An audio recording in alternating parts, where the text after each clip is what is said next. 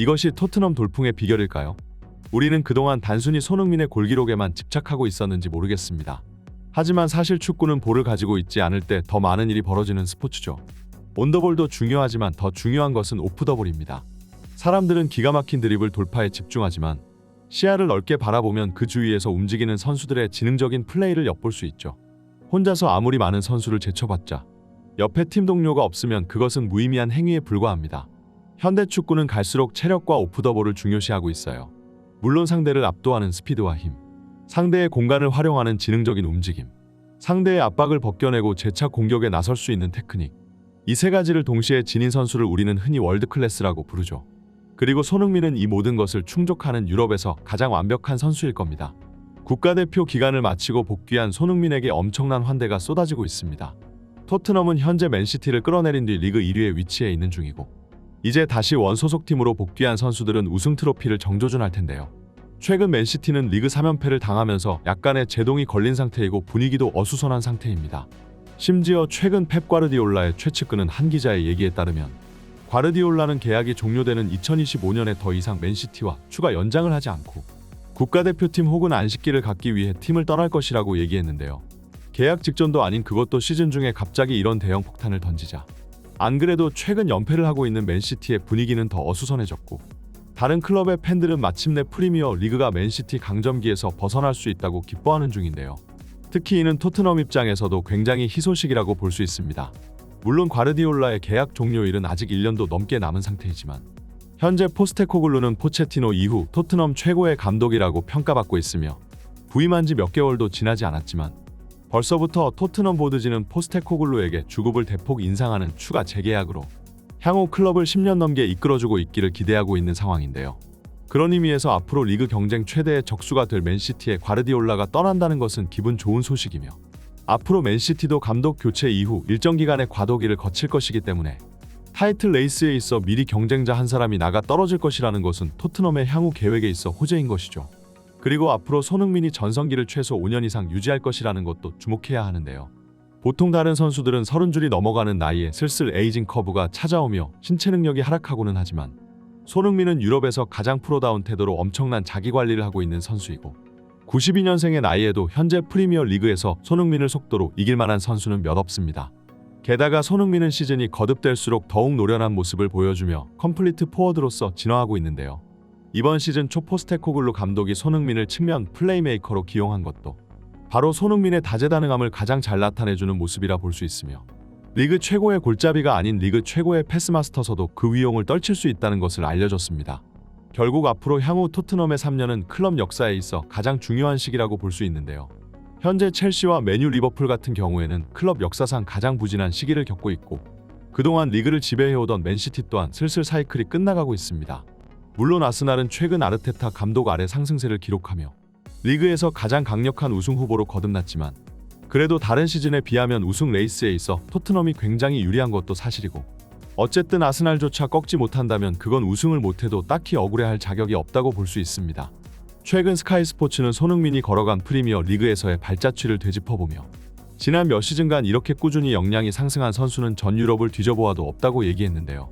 특히 팀의 주포이자 영혼의 파트너였던 해리 케인이 떠난 뒤 손흥민 공격 포인트가 반토막 날 것이라는 예상과는 다르게 오히려 더욱 진화된 모습으로 이제는 케인이 전혀 생각나지 않을 정도의 활약을 펼쳐주고 있으니, 현재 손흥민의 폼이라면 득점 선두 1위 홀란드를 제치는 것은 시간 문제일 것이라고 분석했습니다. 나는 케인의 이탈이 손흥민에게 악영향을 끼칠 것이라고 생각했다. 하지만 오히려 그는 4경기에서 6골을 터뜨리며 이달의 선수상을 수상했다. 손흥민은 유럽에서 최고로 양발을 잘 사용하는 선수이다. 윙에서 스트라이커로 보직을 변경하며 더욱 날뛰고 있는 모습을 보면 과거 크리스타노 호날두의 사례가 생각나고는 한다. 그 정도로 현재 손흥민의 퍼포먼스는 프리미어 리그 역사에 기록될 정도라는 것이다. 게다가 손흥민은 점차 컴플리트 포워드로서의 면모를 보여주고 있다. 골만 넣는 선수는 경기에 크게 영향력을 행사할 수 없다. 대표적으로 맨시티의 홀란드가 그러하다. 그는 페널티 박스 안에서만 박힌 채 동료의 패스를 받아먹는 포처형 공격수이지만, 그런 플레이 스타일이 잘 통할 때는 엄청나게 골을 몰아넣을 수 있으나 경기가 잘 풀리지 않을 때는 경기 내내 단 한 번의 터치도 가져가지 못한다.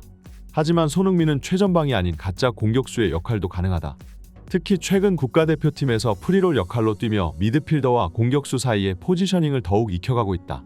손흥민은 앞선 세 시즌 동안 페널티 박스 안에서의 볼터치 비율이 10% 미만이었지만 이번 시즌 무려 20%까지 오른 기록을 보여준다. 무려 2배 이상이나 오른 수치이다. 이것은 정말 말도 안 된다. 게다가 그는 포스테코글루 감독이 추구하는 전방 압박 축구에서도 핵심 역할을 맡고 있다. 이번 시즌 프리미어 리그 스프린트 거리에서 소니는 1314m를 기록했다. 이것은 리그 전체 1위의 수치이며 그 뒤를 리버풀의 소보슬라이, 에버튼의 안소니 고든, 아스날의 웨데고르가 잇고 있다. 놀라운 점은 2위부터 5위까지의 선수가 모두 20대 초반의 선수들이라는 것이다. 손흥민은 이들의 평균 연령보다 무려 10살 가까이 더 많다. 30줄이 넘은 나이에도 리그에서 가장 많은 활동량과 체력을 보여주고 있는 것이다. 손흥민의 프로 의식은 그의 뛰어난 운동 능력을 계속 유지할 수 있게 해준다. 그는 현재까지 리그의 그 어떤 선수보다 많은 거리를 뛰고 있다. 최근 유럽의 많은 스타 플레이어들이 돈의 유혹을 못 이긴 채 사우디아라비아 리그로 건너가고 있지만 손흥민만은 다르다. 손흥민은 그들이 제의한 수백억의 계약금을 거절하며 유럽에 남았다. 이렇게 강렬한 열정과 헌신적인 자세를 보여주고 있는 선수를 가지고 있는 것은 토트넘 최대의 자랑거리일 것이다. 이번 시즌 포스테코글루의 토트넘은 리그에서 가장 강력한 압박 축구를 구사하고 있고 포스테코글루 감독의 전술이 실현되기 위해서는 왕성한 체력과 활동량을 필요로 하는데요. 그런 만큼 이번 시즌 토트넘에서는 많은 노장 선수들이 방출되며 젊은 선수들을 중심으로 팀이 개편되기 시작했습니다. 90분 내내 강력한 전방 압박을 시도하기 위해서는 현재 이 스쿼드의 선수로는 불가능하다는 판단을 내린 것인데요. 요리스와 벤 데이비스 같은 선수들은 사실상 벤치로 밀려버렸고 에릭 다이어는 거의 팀에서 철저하게 무시당하며 아예 주장단에서 제외시켜버렸을 정도였습니다. 하지만 토트넘에서 수년을 넘게 뛴 선수들 중 오직 손흥민만이 예외였는데요.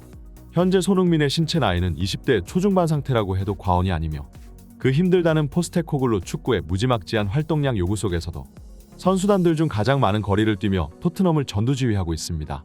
현재 손흥민의 경기력을 본다면 지금 신체 능력이 앞으로 10년은 지속될 것만 같은데요.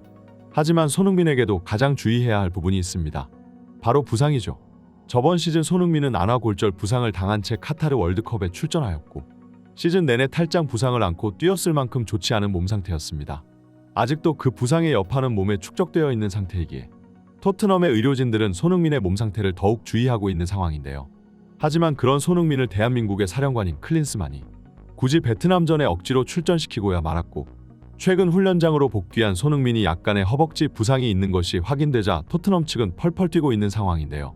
손흥민은 모든 훈련에 참여는 하였으나 모든 세션을 소화하지는 못했다고 전해지지만 다행히도 다음 플럼전 출전에 있어서는 큰 문제가 없을 것이라고 합니다. 토트넘은 현재 리그에서 무패 행진을 달리고 있는 두 팀 중 한 명이고 다음 플럼전을 승리하게 된다면 9경기 무패를 넘어 최소 10경기 무패까지 바라볼 가능성이 높은 상황인데요.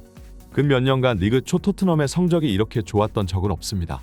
토트넘이 우승을 노린다고 했을 때 모든 팬들이 이를 비웃었지만 이제 아무도 토트넘의 우승 가능성을 부정하고 있지는 못하고 있는데요. 토트넘이 잘 나갈수록 라이벌 팬들의 시기와 질투도 더욱 커져가고 있는 중입니다. 다음 플럼전에서 다시 한번 토트넘이 상대 골문을 폭격하며 계속해서 라이벌 팬들에게 좌절감을 맛보게 해주었으면 좋겠네요. 오늘의 영상은 여기까지입니다. 지금까지 풋볼 랭킹이었습니다. 좋아요와 구독은 영상 제작에 큰 힘이 됩니다. 다들 즐거운 하루 보내세요. 감사합니다.